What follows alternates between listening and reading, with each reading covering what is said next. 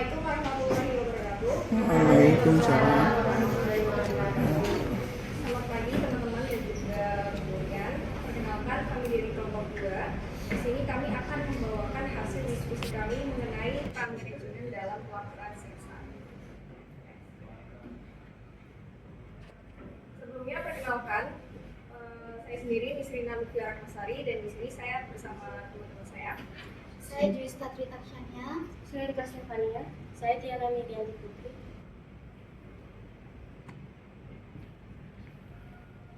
Dan oke, langsung aja kita ke materi yang pertama, yaitu fungsi dan peran manajerial. Oke, jadi seperti yang kita tahu ya teman-teman, bahwa di sebuah organisasi atau sebuah perusahaan itu kita pasti memerlukan yang namanya manajemen, yaitu proses pengorganisasian, pengaturan, pengelolaan SDM hingga pengendalian yang tujuannya agar organisasi tersebut atau agar perusahaan tersebut itu bisa mencapai sebuah tujuan yang mereka ingin capai. Dan dengan menerapkan manajemen ini, sebuah bisnis dalam organisasi tersebut dapat menjadi lebih berkembang karena semua kegiatan yang mereka lakukan itu bersifat lebih struktural dan juga prosedural. Dan umumnya kegiatan manajemen ini dilakukan oleh mereka-mereka yang mempunyai jabatan tinggi seperti manajer atau bahkan pemilik perusahaan itu sendiri. Dan hal ini bukan berarti juga bahwa seorang karyawan itu tidak perlu melakukan kegiatan manajemen. Mereka juga perlu melakukan kegiatan manajemen agar mereka dapat melakukan tugasnya dengan baik dan juga sesuai dengan prosedur. Nah, kalau secara umum itu fungsi dan peran manajerial itu ada mereka ada melakukan perencanaan, pengorganisasian, pengarahan, koordinasi, dan pengendalian. Next. Kemudian secara spesifik, manajemen ini memiliki beberapa peran. Yang pertama itu ada peran interpersonal. Jadi di peran interpersonal ini seorang manajer dituntut untuk berinteraksi kepada pihak lain atau orang lain. Next. Yang pertama itu mereka harus bisa menjadi sosok atau figur yang bisa memiliki tanggung jawab terhadap legal dan juga sosial. Dan mereka juga harus bisa bertindak sebagai perwakilan atau simbol perusahaan dalam berbagai kegiatan seremonial. Kemudian mereka juga harus bisa menandatangani dokumen yang diperlukan seperti dokumen legal atau. Nah, selain itu, seorang manajer juga harus bisa menjadi pemimpin atau seorang leader yang nantinya mereka bakal memimpin tim mereka dalam melakukan sebuah kegiatan yang mereka ingin rencanakan dan ingin mereka implementasikan. Yang contohnya itu seperti program CSR. Kemudian yang terakhir, mereka juga harus bisa menjadi penghubung atau menjembatani komunikasi antara pihak internal dan juga eksternal.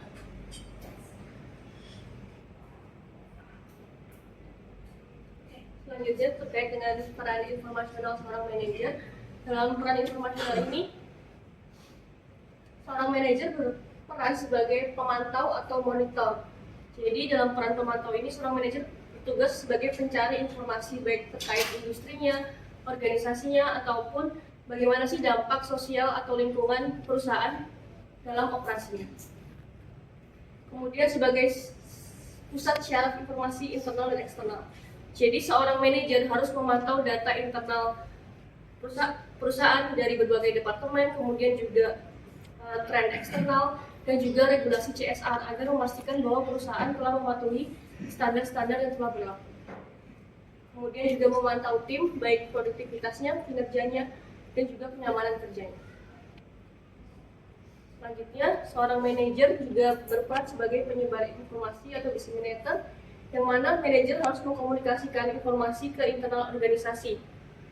Contohnya adalah memo, email, laporan kepada bawahannya tentang keputusan yang diambil. Dalam hal ini dapat memastikan transparansi kepada pemangku kepentingan di internal perusahaan. Kemudian sebagai juru bicara atau spokesperson, seorang manajer meneruskan informasi yang diterima kepada pihak luar organisasi. Kemudian juga menjawab pertanyaan-pertanyaan atau tanggapan yang dimiliki oleh pemangku kepentingan. Next. Kemudian adalah peran decisional seorang manajer. Dalam peran ini, seorang manajer berperan sebagai wirausahawan atau entrepreneur. Yang mana seorang manajer harus memecahkan masalah dan menghasilkan ide-ide baru. Kemudian juga merencanakan masa depan organisasi dan membuat proyek-proyek kebaikan dan peningkatan kualitas. Jadi dalam konteks CSR, sebagai wirausahawan, manajer bertindak sebagai inovator yang menginisiasi dan mengembangkan program CSR. Kemudian sebagai pemecah masalah atau disturbance handler, seorang manajer itu bertanggung jawab atas tindakan perbaikan ketika organisasi menghadapi permasalahan atau hambatan, dan juga menjadi penengah atau pencari alternatif untuk mengatasi masalah-masalah yang ada dalam organisasi. Ini misalnya dalam menyelesaikan konflik, ada kritik dari masyarakat tentang ketidaksesuaian antara program CSR perusahaan dengan dampak sosial atau lingkungan yang diakibatkannya, maka bisa ditindaklanjuti dengan diadakannya audit eksternal atau juga memperbaiki kebijakan yang ada. Selanjutnya, manajer sebagai pembagi sumber daya atau resource allocator. Manajer mengalokasikan sumber daya untuk mendapatkan hasil yang terbaik. Sumber daya yang dimaksud di sini ada dana, tenaga kerja, material, mesin, dan sebagainya. Kemudian sebagai negosiator, manajer mengambil bagian dan melakukan negosiasi dengan pihak luar untuk kepentingan bisnis. Misalnya berunding dengan mitra bisnis, pemerintah, atau LSM untuk mengembangkan inisiatif CSR bersama. Kemudian juga membuat perjanjian dengan supplier, pelanggan, dan lain-lain dalam pelaksanaan program CSR. Sebagai contoh, manajer melakukan negosiasi dengan pemerintah daerah untuk mendapatkan izin untuk program penghijauan di area sekitar pabrik yang kemudian dimasukkan ke dalam laporan CSR sebagai bentuk komitmen perusahaan terhadap keberlanjutan. Selanjutnya yaitu terkait dengan peran manajemen dalam pelaporan CSR. Jadi peran ini ada 7. Next. Sebelumnya itu dari CSR sendiri itu adalah pengertiannya adalah tanggung jawab sosial perusahaan yang merupakan komitmen perusahaan untuk berkontribusi secara positif terhadap masyarakat dan lingkungan. Nah, pelaporan ini juga sebagai sarana bagi perusahaan untuk menyampaikan kinerja dan menjalankan tanggung jawab sosial mereka kepada berbagai pemangku kepentingan. Nah, peran-peran dari manajemen ini sangat krusial. Next. Perannya itu ada 7. Yang pertama yaitu sebagai pengambilan keputusan yang strategis. Kemudian yang kedua, pengumpulan dan verifikasi data. Yang ketiga, koordinasi antar departemen. Yang keempat, penyusunan laporan CSR. Yang kelima, komunikasi dengan pemangku kepentingan. Yang keenam, evaluasi dan perbaikan keberlanjutan. Dan yang terakhir, yang ketujuh, yaitu penerapan kebijakan CSR. Selanjutnya itu next. Ada peran-peran penting ini. Mengapa peran manajemen ini dalam pelaporan CSR ini sangat penting? Yang pertama, next, yaitu sebagai pembentukan komitmen, di mana manajemen puncak ini harus menjadi contoh dalam menunjukkan komitmen, sehingga komitmen ini didorong untuk seluruh karyawan agar terlibat aktif. Kemudian yang kedua juga sebagai perumusan strategi yang sejalan dengan visi dan misi perusahaan, di mana strategi ini mencakup aspek lingkungan, sosial, dan tata kelola perusahaan yang baik. Next, yang ketiga itu sebagai alokasi sumber daya, di mana manajemen ini mengalokasikan sumber daya yang cukup untuk pelaksanaan program CSR. Yang keempat, sebagai pengembangan sistem pelaporan akurasi data, di mana manajemen ini akan membangun sistem yang efektif untuk mengukur dan mengevaluasi kinerja CSR. Yang kelima yaitu akurasi data, di mana manajemen memastikan data ini digunakan dalam laporan CSR secara akurat dan dapat diandalkan. Kemudian yang keenam sebagai publikasi laporan, di mana manajemen ini mempublikasikan laporan kepada seluruh pemangku kepentingan baik internal maupun eksternal. Next. Dan yang terakhir yaitu yang ketujuh itu komunikasi dengan pemangku kepentingan, di mana manajemen ini akan menjalin komunikasi yang baik kepada seluruh pemangku kepentingan sebagai untuk membangun kepercayaan mereka. Baik, yang selanjutnya di sini kami akan menjelaskan tentang manfaat pelaporan CSR. Selanjutnya, yang pertama yaitu manfaat transparansi. Jadi manfaat transparansi ini berguna untuk membangun kepercayaan antara manajemen dan pemangku kepentingan dalam pengungkapan informasi mengenai dampak sosial dan lingkungan perusahaan. Kemudian yang kedua, memungkinkan pemangku kepentingan untuk mengevaluasi kinerja perusahaan secara objektif dalam aspek sosial dan lingkungan. Kemudian yang kedua yaitu manfaat akuntabilitas, yaitu mengintegrasikan pertimbangan sosial dan lingkungan ke dalam proses bisnis. Nah, manajemen dapat lebih bertanggung jawab atas dampak sosial dari kegiatan operasional perusahaan. Next. Kemudian yang ketiga ada manfaat reputasi. Jadi manfaat reputasi ini berguna untuk membangun citra perusahaan yang positif di mata publik, yang dapat meningkatkan loyalitas pelanggan, menarik investor, dan memotivasi karyawan. Kemudian reputasi CSR yang baik lebih mudah menarik dan mempertahankan karyawan kualitas yang peduli terhadap isu-isu sosial dan lingkungan. Kemudian ada manfaat keberlanjutan, yaitu membantu perusahaan untuk mengidentifikasi dan mengurangi resiko terkait dengan isu-isu sosial, lingkungan, dan ekonomi yang dapat mempengaruhi keberlanjutan bisnis. Kemudian dengan berfokus pada keberlanjutan, perusahaan dapat menciptakan nilai jangka panjang bagi pemegang saham dan pemangku kepentingan lainnya. Next. Kemudian yang kelima yaitu manfaat pengambilan keputusan. Mendorong perusahaan untuk mempertimbangkan perspektif dari berbagai pemangku kepentingan dalam proses pengambilan keputusan yang akan berdampak positif pada aspek sosial dan lingkungan. Selanjutnya yaitu tantangan dalam pelaporan CSR. Yang pertama, standar dalam pelaporan yang beragam. Jadi standar dalam pelaporan CSR itu ada banyak. Contohnya ada ISO 26000, kemudian ada Global Reporting Initiative atau GRI, kemudian Sustainability Accounting Standard Board atau SESP, dan Integrated Reporting atau IR. Nah, masing-masing dari standar laporan ini memberikan panduan bagi organisasi dalam mengintegrasikan tanggung jawab sosial ke dalam kegiatan operasional mereka. Kemudian menyediakan kerangka untuk pelaporan dampak ekonomi, lingkungan, dan sosial. Kemudian juga mengembangkan standar pelaporan keberlanjutan yang dirancang untuk membantu perusahaan mengungkapkan informasi yang relevan bagi investor dan menggabungkan pelaporan keuangan dan non-keuangan untuk memberikan gambaran yang lebih komprehensif tentang kinerja keuangan. Nah, kemudian yang kedua, tantangan dalam menjaga transparansi dan akuntabilitas. Nah, seperti yang sudah saya sebutkan tadi, untuk ISO 26000 dan GRI itu memang sudah menekankan transparansi dan akuntabilitas, tapi masih banyak tantangan yang cukup signifikan bagi banyak perusahaan. Nah, selain itu, pelaporan CSR yang masih bervariasi di antara perusahaan ini memungkinkan beberapa perusahaan yang masih bingung dengan banyaknya variasi pelaporan ini. Jadi kebanyakan perusahaan tidak memilih untuk tidak melaporkan CSR-nya, jadi kurang dalam transparansi dan akuntabilitas seperti itu. Nah, kemudian audit pelaporan keberlanjutan dapat membantu meningkatkan transparansi dan akuntabilitas dengan memastikan bahwa data yang dilaporkan itu sudah benar. Kemudian yang ketiga yaitu integrasi dengan laporan keuangan dan tata kelola. Nah, mengintegrasikan CSR ke dalam laporan keuangan dan tata kelola perusahaan menghadirkan beberapa tantangan.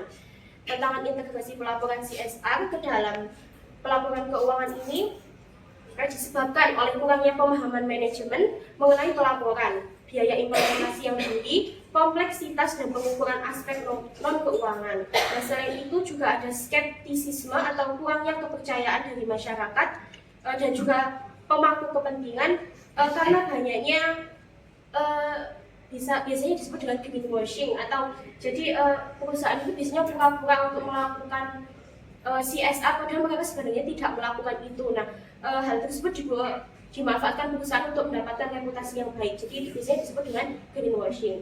Kemudian yang terakhir yaitu tuntutan regulasi yang meningkat dan kompleksitas. Nah, di sini ada undang-undang yang mengatur tentang pelaporan keberlanjutan ya. Jadi ada Undang-Undang Nomor 40 Tahun 2007 yang sudah ditindaklanjuti lagi dengan Peraturan Pemerintah Nomor 47 Tahun 2012 tentang tanggung jawab sosial dan lingkungan persewaan terbatas, yang juga merupakan tindak lanjut dari undang-undang yang sudah saya sebutkan tadi, yang memberikan pedoman lebih lanjut mengenai pelaksanaan CSR, termasuk kewajiban untuk menganggarkan dana CSR dalam rencana kerja tahunan perusahaan. Nah, dalam laporan Sustainability Goals 2 yang diterbitkan pada 19 Juli tahun 2023 disebutkan bahwa dunia terus berjuang melawan isu-isu lingkungan, sosial, dan tata kelola yang mendesak. Kemudian terdapat peningkatan desakan untuk harmonisasi standar pelaporan keberlanjutan untuk meningkatkan transparansi dari investor, regulator, dan pemangku kepentingan lainnya. Kemudian negara-negara di Asia, khususnya seperti Indonesia, yang merupakan negara berkembang, terus menangani berbagai macam isu-isu keberlanjutan yang luas. Ada fokus yang kuat pada pengembangan standar pelaporan keberlanjutan yang konsisten. Kemudian bagian awal laporan keberlanjutan atau laporan Sustainability Goals 2 yang diterbitkan oleh PYC, PwC,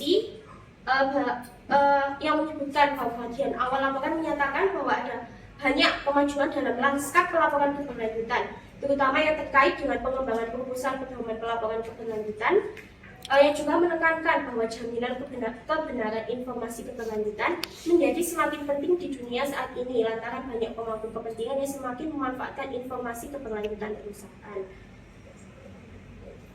Nah, kemudian kompleksitas yang tinggi dan belum bisa dipahami secara menyeluruh. Kemajuan teknologi kecerdasan buatan seperti contohnya blockchain itu dapat digunakan perusahaan untuk mengatasi tuntutan regulasi yang meningkat dan kompleks ini.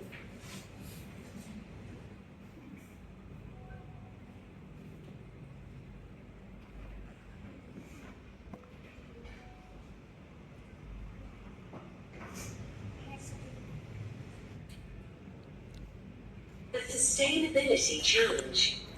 We live, breathe, create, extract, produce, pollute, and consume. We currently use 1.5 times the capacity of the Earth each year to absorb our waste and provide renewable resources. And if we don't act by 2030, this number will be 2 planets every year. This needs to change. Change into a sustainable global economy. Sustainability.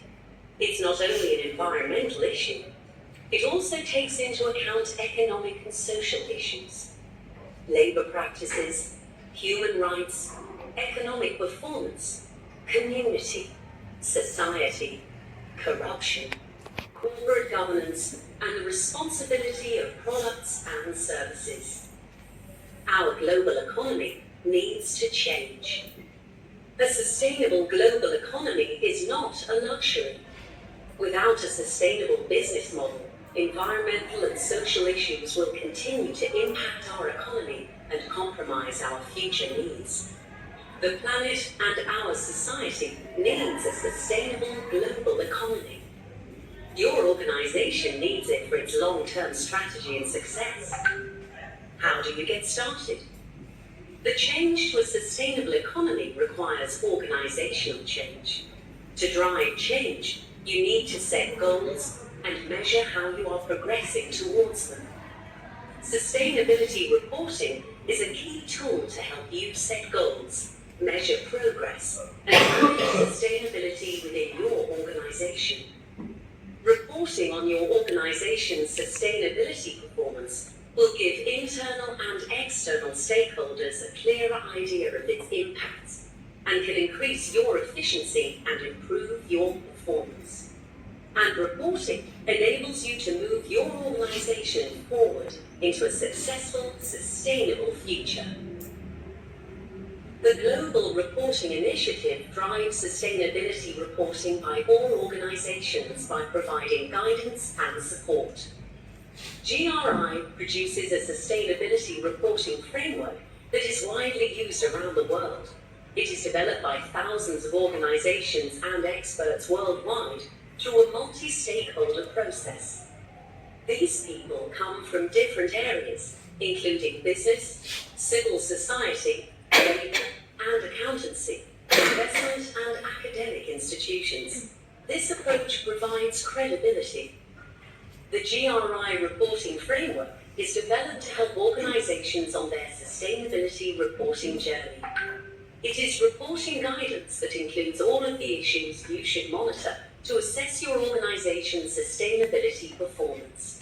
At the heart of the framework, the GRI Sustainability Reporting Guidelines provide the principles that establish how to report, and the standard disclosures that establish what to report on.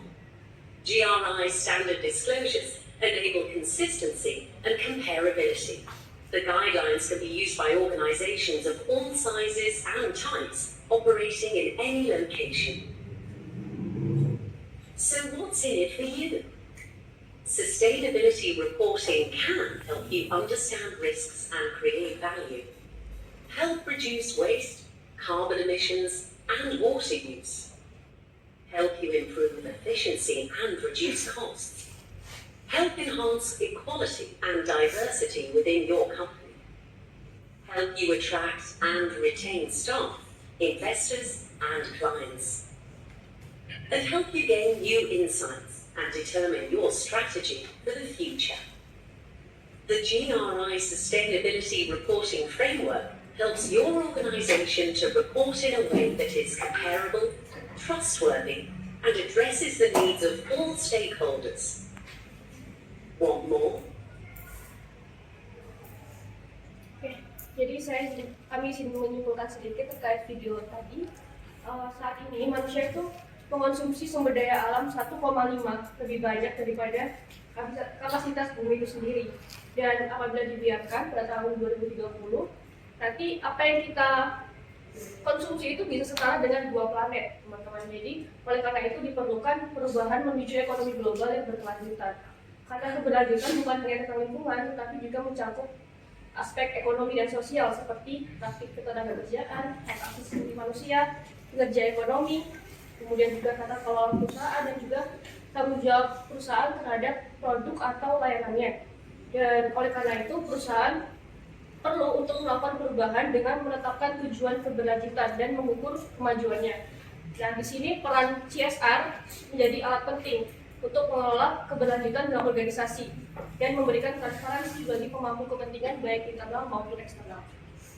Kemudian Selanjutnya itu, pelaporan kinerja keberlanjutan ini membantu organisasi memberikan gambaran yang lebih jelas kepada pemangku kepentingan, kemudian juga meningkatkan efisiensi, serta mendorong pertumbuhan yang berkelanjutan dan sukses, di mana GRI ini dikembangkan oleh ribuan ahli dari berbagai bidang, seperti bisnis, masyarakat sipil, tenaga kerja, akuntansi, serta inisiasi akademisi. Kemudian sehingga ini juga menjadi peran agar kredibilitas ini semakin tinggi. Nah, kerangka ini juga membantu organisasi dalam memantau dan menilai kinerja keberlanjutan melalui prinsip-prinsip laporan dan standar pengungkapan yang memastikan laporan yang konsisten dan dapat dibandingkan.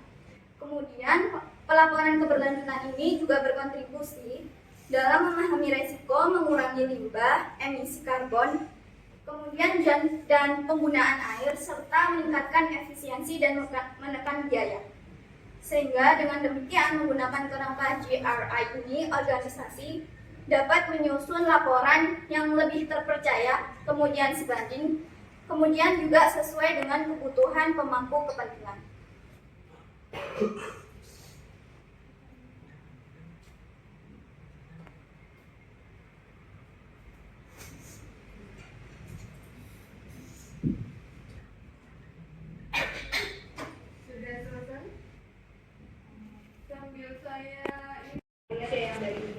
Dan di sini kita bawain contoh yang lain, yaitu dari PT Indofood. Jadi kalau kita lihat di daftar isinya itu secara garis besar, isi dari laporan CSR itu sendiri ada yang pertama ada organizational profile yang isinya tentu saja memuat tentang gambaran Indofood itu sendiri atau sebuah perusahaan itu sendiri. Kemudian sambutan dari direktur utama dan highlights atau sorotan kinerja bertahap yang bersangkutan. Kemudian yang kedua itu ada tata kelola dan strategi keberlanjutan yang mereka lakukan itu apa saja. Kemudian ada dampak sosial dan ekonomi yang mereka hasilkan dari kontribusi ini kepada pemberdayaan masyarakat. Kemudian ada pengelolaan lingkungan, kemudian ada kesejahteraan karyawan dan komunitas di dalam Innovative sendiri, dan yang terakhir itu ada lampiran dan indeks. Next. Bisa langsung ke halaman 104.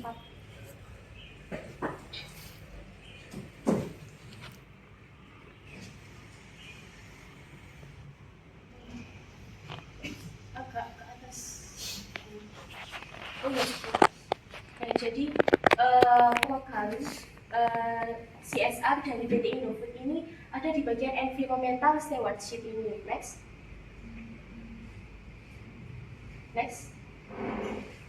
Nah, ini merupakan bentuk secara garis besar ya dari ikhtisar kinerja CSR-nya PT Indofood. Jadi mereka itu sudah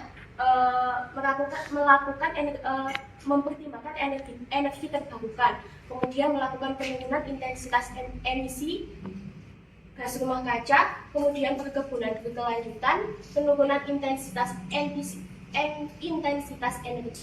penurunan intensitas air, kemudian penurunan emisi gas rumah kaca yang absolut.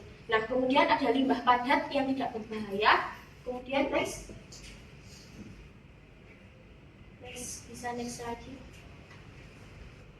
Next. Nah, di PT Indofood ini sendiri sebenarnya banyak sekali program CSR yang sudah diberikan kepada masyarakat luas. Nah, yang pertama, jadi ada program layanan gizi Indofood. Nah, pada program ini edukasi gizi, contohnya yaitu edukasi gizi bagi ibu hamil dan menyusui. Kemudian untuk anak-anak usia 6 sampai 24 bulan. Kemudian dukungan kepada lebih dari 11.000 posyandu di 10 provinsi. Bisa next. Next lagi. Nah, stop. Agak naik. Nah, kemudian di PT Indofood ini juga agak naik. Nah, kemudian di PT Indofood ini juga ada dekarbonisasi di seluruh siklus hidup produk dengan GHG manajemen hierarki. Nah, sebenarnya dekarbonisasi ini adalah untuk jadi PT Indofood ini sudah mengembangkan bahan baku untuk produk mereka itu yang sudah ramah lingkungan dan mudah diperbarui. Jadi mereka itu tidak semerta-merta mengeksploitasi sumber daya alam yang dapat mencemari lingkungan, seperti itu sudah tidak. Mereka sudah memperhatikan keberlanjutan lingkungan perusahaan mereka. Jadi dalam hal ini mereka tidak sembarangan membuang limbah seperti itu sudah tidak. Mereka sudah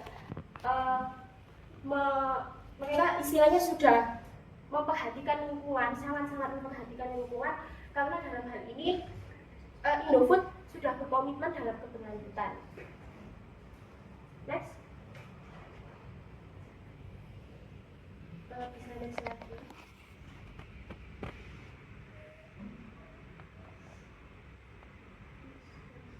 Next.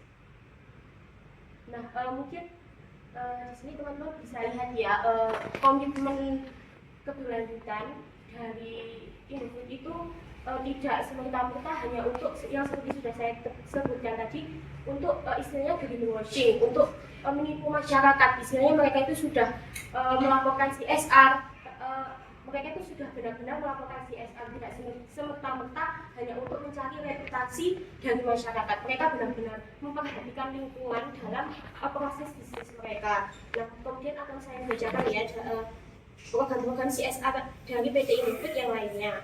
Jadi PT Indofood ini sudah menjalin kemitraan dengan petani. Nah, yang pertama pelatihan untuk meningkatkan hasil panen dan praktik pertanian yang berkelanjutan. Kemudian yang kedua penanaman bibit kentang dan pakan ternak berbasis bahan baku lokal. Kemudian mereka ini juga ada program Green Warmindo, yaitu edukasi pemilik warung Indomie mengenai pengelolaan sampah kemasan pasca konsumsi. Kemudian yang kedua, kerjasama dengan mitra untuk pengumpulan sampah yang telah dipilah. Kemudian mereka juga ada program bank sampah, yaitu mendorong pengelolaan sampah kemasan pasca konsumsi melalui sosialisasi dan edukasi di masyarakat. Kemudian ada inisiatif konservasi bakau, yaitu penanaman pohon bakau untuk rehabilitasi ekosistem pesisir dan meningkatkan kesadaran lingkungan. Kemudian mereka juga ada CSR dalam bidang pendidikan, yaitu penerimaan beasiswa bagi anak-anak yang berprestasi, kemudian juga penyediaan fasilitas pendidikan dan penitipan anak bagi karyawan Indofood. Seperti itu. Kemudian ada kemitraan dengan UMKM.